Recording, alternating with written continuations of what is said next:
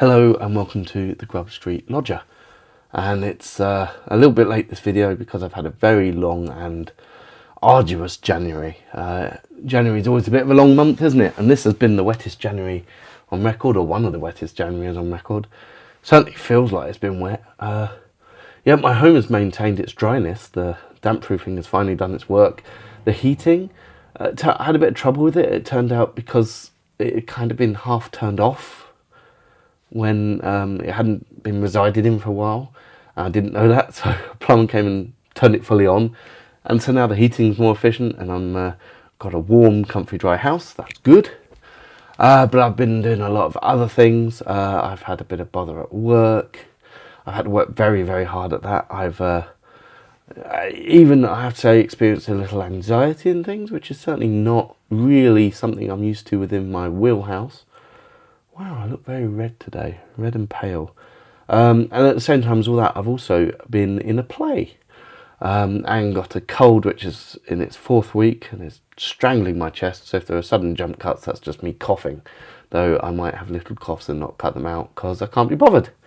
The play is done now, but here's a little taster. That's actually not from the play, it's a little thing I wrote just to give a flavour of it.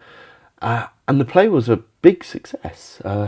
Originally, what people didn't think it was going to be when I was cast in it. They couldn't really find other people. The director even quit because it was such a pain to cast. And then it was finally cast, but the cast really didn't meet as one until about 3 weeks before the performances. It was a real scrabble together Muppet show of a job. Yeah, it was really quite successful. Lots of very positive feedback. And the best January seller they've had since 2010. So, you know what? I think I almost prefer being part of a success that isn't just me. It's me doing my bit with a group of people. I don't know. I like sharing in it. I like having that with a group of people. It was really good. And the work things now, I hope, sorted. I think I found a better balance between the job that I want to be doing and the job they want me to do, essentially. It's been a faff. And I've also read quite a lot, so let's go on with it. So the first thing I read in January was called The Minotaur Takes a Cigarette by Sherrill. And this is about literally the Minotaur. He's known as M. He used to be a monster who lived in a maze in ancient Greece, but now it's 3, 4, however many thousands of years later. And the Minotaur is working in the American Deep South. And it's such a demythologized world, such a disenchanted world, that yes, he's still a Minotaur. People still see a man-bull creature, but it doesn't have any of that mythic resonance to it. So they kind of treat him like he's got a deformity or a skin complaint or something. A few people try and be very helpful. Small kids point it out. Some young men try and, be brave by having a go, but most people try and act as if they haven't noticed and they just try and carry on. And the Minotaur just tries to carry on because, divorced from his mythic context as monster, he now really doesn't have a role in the world and he's just poodling on by. It was written in the 90s, came out in 2000, and it's a very masculine book. There's this whole sort of sense that the Minotaur is this thing which was once mythic, but now doesn't really have a place. Is kind of sort of a masculine, where the masculine role models kind of thing. And also he's trying to fit in with men by, he tries to involve in some what was euphemistically described as a locker room banter, and it doesn't. He doesn't fit in. It doesn't make him fit in, and also it just makes things worse. And he actually relates better to the outsiders. Like there's a woman with epilepsy, and there's a gay former teacher who's into Civil War history and things like that. And he actually relates better to them. He can't talk much because it's a real pain with his whole cow mouth. And he's good at cooking and mechanics and things, and he just sort of, which actually doesn't work because a whole bunch of stuff about how clumsy and awkward he is. Yeah, he does these very specific things, but hey, he just tries to keep his head down and keep going. And it's a really good book. I was really engaged, engrossed by it. And then when I finished it and reflected on it, there were some things that I didn't like about it. So I love the whole disenchanted world thing. There were a few other Greek sort of myth remnants that popped up, but none of the heroes and none of the gods. I think it was interesting to note. And the whole thing of it just being about not being noticed, essentially, and all of that was very good. But the women characters weren't very well drawn, and at the very end, the Minotaur does something which is despicable, and he does it to fulfill a dream of his that he thinks might be the dream of someone else, but he doesn't really check with them, and he steals their money to achieve it, and he gets away too lightly at the end. It's a very blokey. It's very masculine and veers into blokey sometimes. And looking at the author's other work, I think this is probably their best one because it reaches at some other stuff as well. And it doesn't look like their other stuff does. Maybe I'm wrong, but it was good.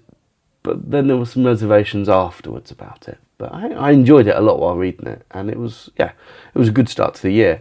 So having such a sort of masculine-y book, I thought I'd go with a more feminine-y book. Elena Ferrante, My Brilliant Friend. It's the first part of the 4-part Neapolitan stories. It's about this community in Naples, and particularly these two friends. One is very sharp, very intelligent, very independent, yet through circumstances gets entangled, enmeshed into the role that is expected of them in their little, very, very tight community. Whilst the other is more of a plodder, or at least she represents herself more as a plodder. I reckon she's probably quite intelligent herself, but she never admits it, really. Whenever she does succeed, she says, oh, well, I put in lots of work. And because she keeps going in school, she gets a slight glimpse of a wider world, and presumably this is where the other books in the series are going to go to, and I'm going to read those throughout the year, so I'll find out. So I really liked their friendship because it was a friendship and they relied on each other, but it was also, there was rivalry in it, and there was jealousy and resentment, and we got it because it was all narrated by one of the friends. We got how much she resented her brilliant friend, and how she felt her brilliant friend didn't need her as much as she needed. It was imbalance. We don't actually know about the other side. We can infer things, we can guess things, who knows. And then there's the community itself, and like the violence that's just everyday part of this community. The domestic violence and the abuse and the sexual preying on 14-year-old girls and things. It's not a nice place to grow up in. Yet it's also this realised community. And so there's still this sense of community, even if the community itself is very icky. And there's all these hangovers from the fascist days. There's this slow creeping of sort of a mob, mafia-like entity. There's an awful lot to set up for these sequels, and I'm going to enjoy them, I think. So that is My Brilliant Friend. I can see why it was such a successful book back when it came out. The next book I read, actually, I think is coming out this week. It's called Lean Cat, Savage Cat. It's by Lauren J. Joseph. So I picked up this publicity copy from a free pile of books outside a bookshop that's never opened, even during the hours it's supposed to open. I keep going to this bookshop and it's always closed, but outside it are these free books, and I picked this one up in November? Don't know, a while ago, but I wanted to read it before it came out because I like the idea of reading the book before it came out. It's about this woman whose name I've now forgotten. Charlie, of course. Charlie. And Charlie is an art student, and Charlie is very erudite, but wears it quite heavily. Very into sort of pop culture, especially she's into Bowie and Romy Haag, who was Bowie's sort of Berlin muse. And she meets this guy called Alex, and he says, I'm off to Berlin to become a pop star. Do you want to come with me? And she's like, yeah, because she wants to become Alex's Romy Haag, essentially. And then it's this very druggy, woozy, I don't think there's almost a single scene where they're not on something or coming down from something. And there's lots of these nightclubs, and I've heard crazy tales of Berlin nightclubs. I've never been. But here are some more crazy tales of Berlin nightclubs. And it's all set around about 2016, I reckon. I don't know why that was important to me, but I kept looking at all the references and trying to work out when it was. And there's this frame story that starts getting introduced, that Charlie is in hospital, and again pumped on drugs, but, morphine and stuff, because they've been in a car accident. And the frame things start causing questions on the stuff you're getting in the actual story. And then there's this sort of mystery of Alex. So Alex's sort of name, it's obviously not his real name, it's Alexander Geist. Well, Geist obviously means ghost. Is he a ghost? Is he herself? Is he real? We don't get a definitive answer, but we get enough pointers to make pretty clear deductions for ourselves. And I really like the way that this mystery, and I don't want to go into it too much because the book's not even out yet, but I really like the mystery that elevated the book for me, because it could have been just annoying 20-somethings getting drunk and making slightly crappy art, but it was more than that because of this intriguing mystery, and just sense of something else beyond the book, which is never fully grabbed, and I'm stronger for that, but is never fully swept aside either. And so that was a really enjoyable book, but it is very woozy. It's a very woozy read. And so now I've got a very masculine book, a very feminine book, and this is a very trans book. So a lot of the people there are trans. Charlie is a trans woman. So I went for a very gay book, sort of top it off. I went for Fun Home, a lesbian book. Well, gay and lesbian, I suppose. This is, it's a graphic memoir. It's by Alison Bechdel. I picked it up at the charity shop for £1. Just intrigued. And the memoir is about, so when she came out to her family, she was told that her father was actually closeted gay man, and then 2 weeks later he died. And she's convinced that he killed himself. I don't think there's enough evidence to suggest that. She says, he happened to be reading, about noble deaths at the time and stuff. But I think the accident could well have been an accident. And so it's her trying to reconcile her memories of her father, which for most of their childhood, he was a very stern man who was more interested in doing up his house than he was about his children, and talks about how he treated his furniture like children, his children like furniture, and how he kind of really only appreciates them as part of the mise en scène. But then when they grew up, they were both into books, and he was a teacher and she was in his class, and he was a really good teacher and she was a really good student, and they started to form something of a relationship that never quite bloomed. But then there's all these hints of he might have groomed some of his students. He certainly went off with prostitutes. Certainly made his mum's life a hell. There's not a lot to recommend him, to be honest, but still he's her dad and she's got to reconcile that. And so some reviews I've read of it have been like, why can't you just say, oh, I've got a paedophile father? No. It's like, no, he's still her dad and there's still a relationship, and and she kind of concludes that he was a good enough dad. Onlookers, myself, I don't think he was, but I've got a much better dad. So, this deck does not compare to mine in any way. Mine's a much better dad, even with any flaws and things. So it's, but I can see why she's trying to square these circles, and that's what the book's about. And she uses literature to do it. So there's a lot of literature stuff in it. Often a bit on the nose. There's stuff about Proust and Ulysses and all sorts of things. Luckily, I'd actually read most of the stuff she was referring to. One of the very first images. So he's got Anna Karenina right by her. Well, famous opening lines of that. I mean, we know where we're going with this. It's not a subtle work, but it was intriguing and interesting and moving. I won't be purposely hunting down any more of her stuff, but if I see it, I'll probably pick it up. So next thing I read was a non-fiction book called The Lives of Houses, edited by Kia Kearney and Hermione Lee. Hermione Lee is the biographer of Penelope Fitzgerald I read a fair while ago now. And this is a series of papers that came out of a 2017 conference about houses, specifically really historical houses. Now obviously I've been thinking about houses a lot last year. I volunteered for 4 years in the Historic House Museum. I visited that museum every month for about 10 years, at least once a month, and I've visited many others. So historic houses, all this sort of thing, my wheelhouse. And my sort of overall impression in this book was that I didn't particularly enjoy it, that the essays were very patchy, that a lot of them just were potted biographies through the lens of a house, and they were as interesting as the biography. But then going back through it just to give it a little write-up, there were a lot more interesting things in here than I sort of took away.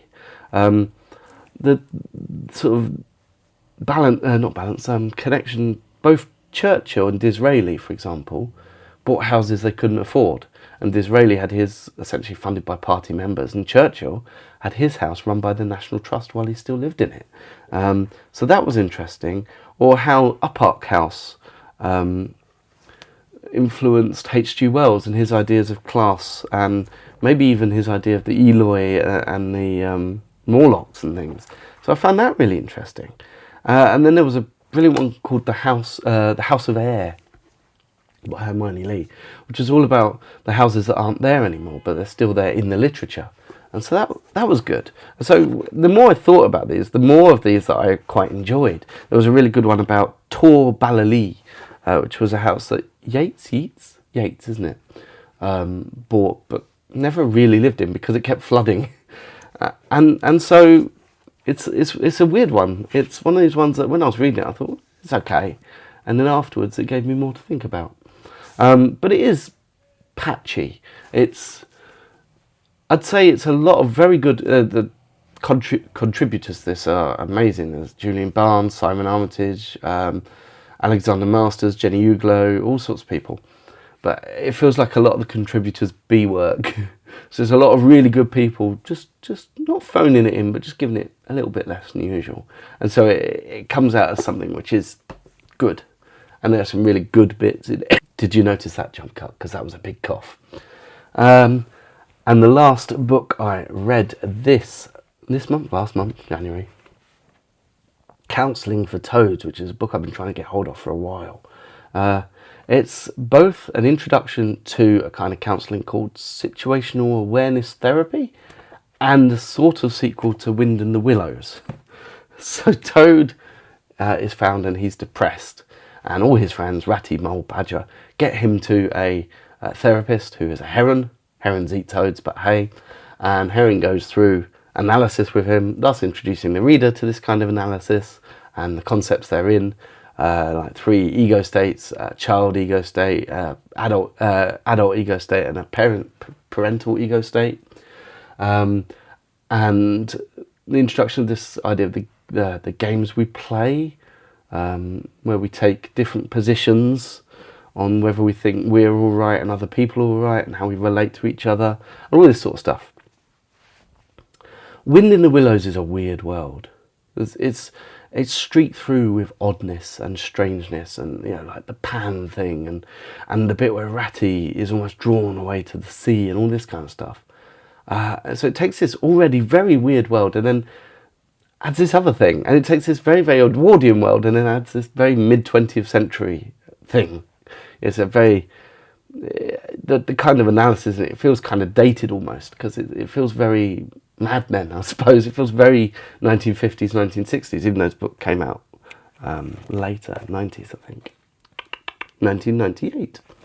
Yeah, it's still very interesting, and something about the way these two worlds collide, and something about, I think, the power and longevity of the characters of Wind in the Willows. So Toad is a perfect person to analyse, because the analysis in this gives you a background to Toad that you can see in Wind in the Willows. You're like, oh, I can see how that would lead to Toad being like the Toad he is in that. And the author obviously hates Badger, turns Badger into a total bully. Ratty's not the solid, dependable Ratty always is. Only Mole really survives unscathed out of this book. and yet still it works. I can't work out why it works, and I think it's partly because Wind in the Willows is so good. I think that's part of it. And all the analysis thing is interesting. You obviously ask yourself questions. Oh, where would I put myself on this scale? What kind of lessons have I learned through childhood? What kind of... And I read it almost because, as I said, I was going through some difficult stuff at work. I was getting through it all right, but I wasn't feeling myself. I was feeling quite anxious and things. And so I was like, oh, well, I'll read this, see where I am on these scales. And that was interesting. Though the disappointing thing is a healed toad is no longer a very exciting toad. He decides to become a project manager or a estate agent or something. It's like, oh, that's kind of rubbish. He has lost that sparkle. And Heron himself, the therapist, if it is a sort of self-insert, it's not a very flattering one.